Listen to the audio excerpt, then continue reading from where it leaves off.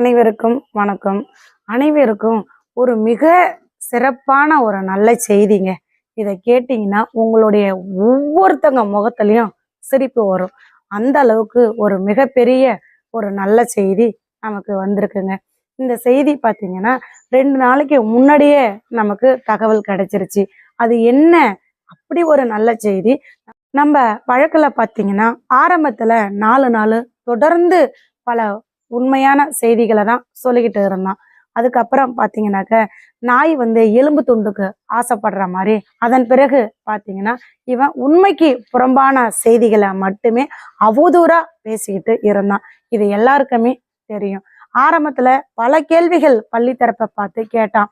ஒரு குழந்தை பேக்கை கீழே வச்சுட்டு மேலே போகுது அப்படின்னா கண்டிப்பா அந்த குழந்தை திரும்ப படிக்க வரும். மேலே போறத காமிக்கிற நீங்க ஏன் கீழே வர்றத காமிக்கல அப்படின்னு கேட்டிருந்தான். அது மாதிரி பார்த்தீங்கன்னா பாப்பா மேலே போகும்போது கேஷுவலா பாக்கெட்ல கையை வச்சுக்கிட்டு போவா. அதுவும் பல கேள்விகள் கேட்டிருந்தான். அது மட்டும் இல்லாம நமக்கெல்லாம் யாருக்குமே தெரியாத ஒரு முக்கிய உண்மையை கூட இவன் கண்டுபிடிச்சு வெளியே விட்டான். என்ன அப்படின்னு பார்த்தீங்கன்னா ரவிக்குமார் கிருத்திகாவை வச்சிருக்கிறதாவும் அது சாந்திக்கே தெரியும் அப்படிங்கிற தகவல்லாம் இவன் சொல்லிதாங்க நமக்கே தெரியும். இது போல பாத்தீங்கன்னா பல முக்கிய தகவல்லாம் பல உண்மைகளை வெளியிட்டுட்டு இருந்தான் 4 நாளா. அதன் பிறகு பாத்தீங்கன்னாக்க உண்மைக்கு புறமான செய்திகளை மட்டும்தான் சொல்லிக்கிட்டு இருந்தான். எவ்வளவுக்கு நம்மளை கொச்சப்படுத்தி பேச முடியுமோ அந்த அளவுக்கு பிள்ளையும் என்னையும் கொச்சப்படுத்தி பேசிக்கிட்டு இருந்தான். இது எல்லாருக்குமே தெரியும். இவன் பேசுறத காது கொடுத்து கேட்க முடியாத அளவுக்கு தான் இவன் பேசுறான். இவன் பேசுற கொடுமையெல்லாம் தாங்க முடியாம தான் எத்தனையோ பேரு அவனுக்கு ஃபோன் பண்ணினாங்க. நீ இந்த மாதிரி பேசுறியே நியாயமா? உனக்கெல்லாம் மனசாட்சியே கிடையாதா? உண்மையிலேயே நீ சோறு தான் சாப்பிட்றியா? உனக்கும் பிள்ளைங்க இருக்கா, பொண்டாட்டி இருக்கா, அப்பா அம்மா இருக்காங்களா? ஏன் இப்படிலாம் பேசுற? நீலாம் ஒரு மனுஷனா? உனக்கெல்லாம் அறிவு இல்லையா? அப்படின்னு எத்தனையோ பொதுமக்கள் பார்த்தீங்கன்னா அவனுக்கு கால் பண்ணி பேசி இருக்கிறாங்க. அதெல்லாம் அவன் இந்த காதலை வாங்கி இந்த காதலை விட்டுருவான். எத்தனையோ பேர் எவ்வளவோ கேள்விகள் கேட்க முடியுமா அத்தனை கேள்விகளும் இவனுக்கு ஃபோன் பண்ணி கேட்டாங்க. அவனுக்கே தெரியும் நம்ம பேசுறது தவறுதான் அப்படின்னு தெரிஞ்சாலும் நாய் எலும்பு துண்டுக்கு ஆசைப்பட்ட மாதிரி இவன் என்னத்துக்கு ஆசைப்பட்டான்னு தெரியல. அதுக்காக மட்டுமே இவன் கூவிக்கிட்டு இருந்தான். இவன் கூவுனத யாருமே பொதுமக்கள் யாருமே நம்பல. இவனை எந்த அளவுக்கு திட்ட முடியுமோ அந்த அளவுக்கு தான் ஃபோன் பண்ணி திட்டுனாங்க. இவன் பாத்தீங்கன்னா நம்ம வழக்க தொடர்ந்து பேசிக்கிட்டு இருந்தான். ஒரு நாள் விடாம ஒவ்வொரு நாளும் ஒரு வீடியோ ஏதாவது ஒரு அவதூறான தலைப்புகளை வச்சு நம்மளை பத்தி அவதூறுகள் பேசிக்கிட்டு இருந்தான். நம்ம வழக்க மட்டும் பேசிக்கிட்டு இருந்தவன் அதுக்கப்புறம் பாத்தீங்கன்னா இவன் தான் ஃபோன் நம்பர் கொடுத்துருக்கான் இல்லைங்களா? உண்மைக்கு புறமா இவன் பேசுவான் அப்படின்னு எல்லாருக்கும் தெரிஞ்சிருக்கு. அதன் பிறகு யாரெல்லாம் ஏதாவது ஒரு தப்பு பண்றாங்களோ உடனே இவனுக்கு கால் பண்ணுவாங்க. எல்லா வழக்குகளையுமே பேச ஆரம்பிச்சான். எல்லா வழக்குலையுமே உண்மைக்கு எதிராக தான் பேச ஆரம்பிச்சான். எந்த அளவுக்கு பொய் சொல்லி ஒவ்வொரு வழக்கையும் பேச முடியுமோ அந்த அளவுக்கு பொய் சொல்லி தான் எல்லா வழக்கையும் பேசிக்கிட்டு இருந்தான். விழுப்புரத்துல கூட பாத்தீங்கன்னா 2 பெண் பிள்ளைகளை அவங்க அப்பா அம்மா தன்னுடைய சொந்த பாட்டி வீட்லயே விட்டுட்டு போயிருந்தாங்க. அந்த பெண் பிள்ளைகளை அவங்க சொந்தக்காரங்க பாத்தீங்கன்னா ஒரு 10 பேர் சேர்ந்து அந்த பெண் பிள்ளைகளை பாலியல் வன்கொடுமை பண்ணிட்டாங்க. குழந்தைங்களுக்கு உடம்பு சரியில்லாம இருந்திருக்கு. உடனே அவங்க அம்மா போயிட்டு ஹாஸ்பிட்டல்ல காமிச்சிருக்காங்க. ஹாஸ்பிட்டல்ல காமிச்ச பிறகுதான் தெரிய வந்தது பிள்ளைங்களை பாலியல் வன்கொடுமை பண்ணியிருக்காங்கன்னு. அதன் பிறகு அவங்க அம்மா குழந்தைங்களை விசாரிக்கும் போது குழந்தைங்க சொல்லியிருக்கு என்ன இவங்கெல்லாம் இந்த மாதிரி பண்ணினாங்க அப்படிங்கிறத குழந்தை சொல்லியிருக்கு. அதன் பிறகு பாத்தீங்கன்னா அவங்க அம்மா கேஸ் போட்டு வழக்கு விழுப்புரம் நீதிமன்றத்துலதான் நடந்துச்சு. அந்த வழக்கு நடந்து 8 வருஷத்துக்கு அப்புறம் தான் பாத்தீங்கன்னா தீர்ப்பு வந்தது. அந்த 8 வருஷம் தீர்ப்பு வரும்போது எவன்லாம் தப்பு பண்ணனானோ அவனுங்க எல்லாருக்குமே 20 வருஷம் கடுங்கால் தண்டனையும் அபதாரம் 35,000 விதிக்கப்பட்டாங்க. இந்த வழக்க சிறப்பா நடத்தி அவனுங்களுக்கு தண்டனை வாங்கி கொடுத்தது யாரு அப்படின்னு பாத்தீங்கன்னா நம்ம வழக்குக்கு கூட வந்திருக்கிறாங்க லூசி மேடம். அவங்கதான் இந்த வழக்க நடத்தி அவனுங்களுக்கு தண்டனை வாங்கி கொடுத்தாங்க. விழுப்புரம் நீதிமன்றத்துல 8 வருஷமா இந்த வழக்கு நடந்துங்க. உண்மை என்ன அப்படிங்கிற எல்லா சாட்சிகளையும் விசாரணை பண்ணி அதன் பிறகுதான் நீதியரசர் அவர்கள் தண்டனை தருவாங்க குற்றவாளிகளுக்கு. அதே போலதான் இந்த வழக்குல பாத்தீங்கன்னா 8 வருஷத்துக்கு பிறகு குற்றவாளிகளுக்கு தண்டனை கொடுக்குறாங்க நீதியரசர். ஆனா அதுவே இவன் தவறு, அவங்க எந்த ஒரு தவறுமே பண்ணல, அவங்களாம் நல்லவங்க, நீதியரசர் தான் தவறுதலாக அவங்களுக்கு தண்டனை கொடுத்துட்டாரு அப்படின்னுலாம் இந்த நாய் வந்து பேசினாங்க. இதே போல பாத்தீங்கன்னா இவன் தொடர்ந்து பெண் பிள்ளைகளுக்கு எங்கெல்லாம் பாலியல் வன்கொடுமை நடக்குதோ அதெல்லாம் வந்து இவன் வந்து உண்மைக்கு புறமா பேசுவாங்க. இல்ல பள்ளிக்கூடத்துக்காரங்க இதை செய்யல அப்படின்னு உண்மையை மறைச்சி உண்மைக்கு எதிராதாங்க இவன் பேசிக்கிட்டு இருப்பான். அதுவும் பாத்தீங்கன்னா மக்களே மக்களே மக்களேன்னு சொல்லுவான். மக்களை வந்து இவன் எப்பவுமே திட்டிக்கிட்டே தான் இருப்பான். இவன் மக்களேன்னு சொல்றதுக்கு கூட இவனுக்கு தகுதியே கிடையாது. ஆனா எடுத்த எடுப்புல பாத்தீங்கன்னா மக்களே மக்களே அப்படின்னு சொல்லுவான். மக்கள் பூரா இவன் மேல கோபத்துலதான் இருக்கிறாங்களே தவிர இவனை யாரும் ஆதரிக்கலாம் கிடையாது. இவன் பேசுறது யாருக்குமே பிடிக்காது. ஆனா மக்களே மக்களேன்னு சொல்லுவாங்க. முக்கியமா சொல்லணும் அப்படின்னு பாத்தீங்கன்னா பெண் பிள்ளைகளுக்கு ஆசிரியர்களால பாலியல் வன்கொடுமை நடக்கும். ஆனா இவன் என்ன சொல்லுவான் அப்படின்னு பாத்தீங்கன்னா ஆசிரியர்களால எந்த ஒரு தவறும் நடக்கல, பேரண்ட்ஸ் எல்லாம் வீண் பழி போடுறாங்க அப்படின்னு எதிர்மாறா பேசிக்கிட்டு இருப்பாங்க. இவன் மீது நம்மளும் வந்து நம்ம வழக்குல அவதூறா பேசுறான் அப்படின்னு சொல்லி டிஜிபி கிட்ட போய் கம்ப்ளைண்ட் கொடுத்தோம். வழக்கு தொடர்ந்து நீதியரசர் ஆர்டர் போட்டு அதன் மூலம் கடலூர் சைபர் கிரைம்ல இவன் மீது எஃப்ஐஆர் போட்டாங்க. வேப்பூர் போலீஸ் ஸ்டேஷன்ல பாத்தீங்கன்னா இவன் மீது சிஎஸ்ஆர் போட்டாங்க. ஆனா அதெல்லாம் வந்து எந்த ஒரு நடவடிக்கையும் எடுக்காம போலீஸ் அதிகாரிகள் இவனை விட்டுட்டாங்க. கேட்டா இவன் இருக்கிற இடம் தெரியாதான். ஆனா நம்ம வழக்குல மட்டும் அப்பாவிகள் யாராரு எங்க இருக்கிறாங்க அப்படின்னு கண்டுபிடிச்சு வழக்கு பதிவு பண்ணினாங்க. பிள்ளைங்களை எங்கெங்க இருக்கக்கூடிய அத்தனை அப்பாவி பிள்ளைகளையும் கைது பண்ணினாங்க. ஆனா இவன் இருக்கிற இடம் மட்டும் அந்த போலீஸ்காரங்களுக்கு தெரியவே தெரியாதான். இவன் செல் டவர் லொகேஷனை மட்டும் கண்டுபிடிச்சு இவனை மட்டும் தூக்க மாட்டாங்க. ஆனா மத்த எல்லாரையும் இரவோட இரவா போய் கைது பண்ணுவாங்க.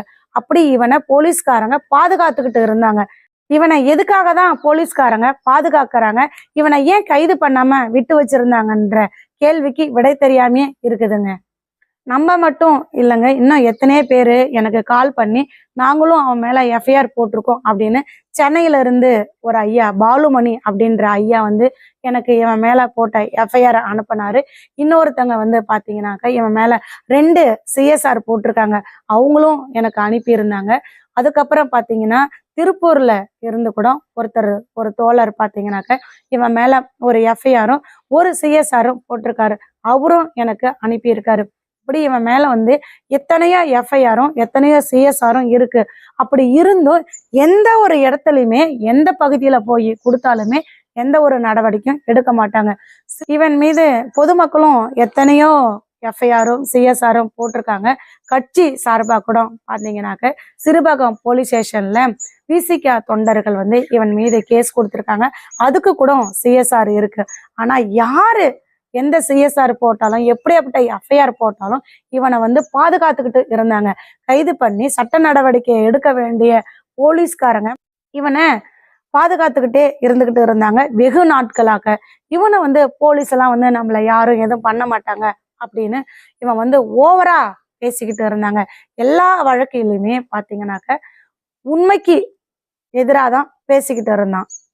நமக்கு தெரிஞ்சே பாத்தீங்கன்னா இத்தனை சிஎஸ்ஆரும் இத்தனை எஃப்ஐஆரும் இருக்கு. இன்னும் நமக்கு தெரியாத இவன் மீது எத்தனை எஃப்ஐஆர் எத்தனை சிஎஸ்ஆர் இருக்கோ தெரியலங்க. தேசிய கொடி எவ்வளவு புனிதமானது அப்படிங்கிறது தெரியும். அந்த தேசிய கொடி வந்து கீழே விழுந்துடக்கூடாது அப்படிங்கிறதுக்காக கொடிக்காத்த குமரன் வந்து அந்த கொடியை பிடிச்சுக்கிட்டு தன்னுடைய உயிரை துறந்தாரு. அப்படி ஒரு புனிதமான கொடியை நம்ம எத்தனையோ ஆபீஸுக்கு போயிருக்கோம், பார்த்துருப்போம். எவ்வளோ பெரிய அதிகாரிகளா இருந்தாலும் அந்த கொடியை பார்த்தீங்கன்னா அவங்க டேபிளுக்கு முன்னாடி தான் வச்சிருப்பாங்க. இதை நம்ம எத்தனையோ பேர் பார்த்துருக்குறோங்க. ஆனா இந்த பரதேசி மட்டும் பாத்தீங்கன்னா தேசிய கொடிய அவனுக்கு பின்னாடி அவன் உட்கார்றான் பாருங்களா சீட்டு, அவனுக்கு பின்னாடி கொடிய வச்சிருப்பான். இது எந்த வகையில நியாயம் அப்படின்னு சொல்லுங்க. தேசிய கொடிக்கு நம்ம நாட்டு மக்கள் அனைவரும் எவ்வளோ முக்கியத்துவம் கொடுக்குறோம், எவ்வளோ மரியாதை கொடுக்குறோம். ஆனா இவன் பாருங்க தேசிய கொடிய அவன் டேபிளுக்கு பின்னாடி வச்சுக்கிட்டு பேசுவான். அதுக்காகவே பாத்தீங்கன்னா இவன் மீது வழக்கு தொடரலாங்க. இதே போல தொடர்ந்து அவதூறா எல்லா வழக்குலையும் பேசிக்கிட்டு வந்தவனை யாரு கைது பண்ணனா, எப்படி கைது பண்ணனாங்க? போலீஸ்காரங்களாம் இவனை காப்பாத்திக்கிட்டு தானே இருந்தாங்க, இவன் பேசினதை வேடிக்கை பார்த்துக்கிட்டு தானே இருந்தாங்க. ஆனா யாரு கைது பண்ணிருப்பா அப்படின்னு பாத்தீங்கன்னாக்க, அதாவது பாண்டிச்சேரியில வந்து ஒரு குழந்தைக்கு ஒரு பள்ளிக்கூடத்துல ஒரு ஆசிரியரால பாலியல் வன்கொடுமை நடந்திருக்குங்க. ஆனா இவன் வந்து ஆசிரியர் வந்து அதை பண்ணவே கிடையாது. அவங்க சொந்தக்காரங்க தான் அதை பண்ணிட்டு காசுக்காக பொய் சொல்றாங்க அப்படின்னு இவன் பல அவதூறுகள் எந்த அளவுக்கு பேச முடியுமோ அந்த அளவுக்கு பேசினாங்க. அவங்க இவன் வீடியோவை பார்த்துருக்காங்க. பார்த்துட்டு இவன் மீது கேஸ் கொடுத்துருக்காங்க, எஃப்ஐஆர் போட்டிருக்காங்க. அதன் பிறகுதான் பாண்டிச்சேரி போலீஸ்காரங்க போயிட்டு இவனை இரவோடு இரவு கைது பண்ணியிருக்காங்கங்க. பல நாளைய திருடன் ஒரு நாள் மாட்டுவான் அப்படின்னு சொல்லுவாங்க இல்லைங்களா? எவ்வளவுதான் காசு பணம் இருந்தாலும், எவ்வளவு அதிகாரிகள் அவனை பாதுகாத்தாலும், ஒரு நாள் இல்ல ஒரு நாள் இன்னைக்கு மாட்டிக்கிட்டான்ல, அவன் வந்து தலகால் புரியாத ஆடிக்கிட்டு இருந்தான். நமக்கு எத்தனையோ போலீஸ்காரங்க யாரு எந்த கேஸ் கொடுத்தாலும் நம்மளை கைது பண்ணாத காப்பாத்திக்கிட்டு இருக்காங்க. இதே போலவே நம்ம தொடர்ந்து அவதூறுகளை பேசுவோம், நம்மளை யாரு என்ன பண்ணிடுவா அப்படிங்கிற ஒரு திமிர்ல இருந்துகிட்டு இருந்தான். பாண்டிச்சேரி காவல் நிலையத்துல இருந்து இவனை போயிட்டு கைது பண்ணியிருக்காங்க. பாண்டிச்சேரி காவல் நிலைய போலீஸ் அதிகாரிகளுக்கு ஒரு பெரிய நன்றிய உங்களுடைய சார்பில் நானும் சேர்ந்து சொல்றேங்க. உண்மையிலே பாண்டிச்சேரி போலீஸ் அதிகாரிகளுக்கு ஒரு பெரிய நன்றிங்க. நம்ம வழக்குல பாத்தீங்கன்னா போலீஸ்காரங்க தான் இவனுக்கு எல்லா தகவலையும் கொடுத்து ஒவ்வொரு அவதூறான வீடியோக்களும் போட வச்சதே போலீஸ்காரங்க தாங்க. கலவர வழக்குல கூட பாத்தீங்கன்னா என்ன ஒரு போலீஸ்காரர் சொன்னாரு, என்னம்மா நீ ஒரு யூடியூப் சேனல் வச்சுக்கிட்டு வீடியோ போட்டுக்கிட்டு கிடக்குற, போயிட்டு தேவையில்லாம வீடியோ போடுறதை விட்டுட்டு ஏதாவது சமையல் குறிப்பு போடு அப்படின்னு சொன்னாருங்க. இது அப்படியே அவன் மறுநாள் பேசுறான், இனிமே வந்து செல்வி வீடியோ போட மாட்டா, அப்படி வீடியோ போட்டாலும் சமையல் குறிப்பை தான் போடுவா அப்படின்னு சொல்லி இந்த பரதேசி நாயி சொன்னான். போலீஸ்காரங்க நம்ம வழக்குல எல்லா தகவலையும் இப்படி பேசுறா அப்படி பேசுறான்னு அவனுக்கு உறுதுணையா இருந்து அவனை பேச வச்சதே நம்ம வழக்குல போலீஸ்காரங்க தாங்க. இன்னைக்கு எப்படி இவன் தலகாலு புரியாத ஆடணும், எத்தனையோ போலீஸ்காரங்க இருக்காங்க, நம்மள வந்து யாரும் எதுவும் பண்ண மாட்டாங்க அப்படின்னு தலகாலு புரியாத ஆடுனா பாண்டிச்சேரி போலீஸால இவனை கைது பண்ணியிருக்காங்க. அதே போலதாங்க நம்ம பிள்ளைய எவன் என்ன பண்ணியிருந்தாலும் நம்ம பிள்ளையோட உயிரை எவன் போக்கணும், அவனுக்கு வந்து இன்னைக்கு பண பலமும் அரசியல் பலமும் இருக்குது அப்படின்னு சொல்லி அவன் தலகாலு புரியாம ஆடலாம். கண்டிப்பா ஒரு நாள் இல்ல ஒரு நாள் நீதி வெல்லுங்க, உண்மை வெளியே வருங்க. இன்னைக்கு எப்படி பாண்டிச்சேரி போலீஸால இவன் கைது பண்ணனானோ அதே போல கண்டிப்பா அந்த கேஸோட முடிவுல உண்மை என்ன அப்படிங்கிற அத்தனை தகவலும் வெளியே வரும். அப்ப நீதி அரசர் ஆர்டர் போடுவாருங்க.